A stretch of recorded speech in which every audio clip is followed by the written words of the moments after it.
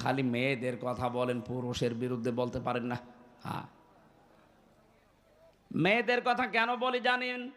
সবচাইতে বেশি ভালোবাসেন নবীজি এই পৃথিবীতে তিনটা জিনিসকে। তার এক নাম্বারে নারী, স্ত্রী।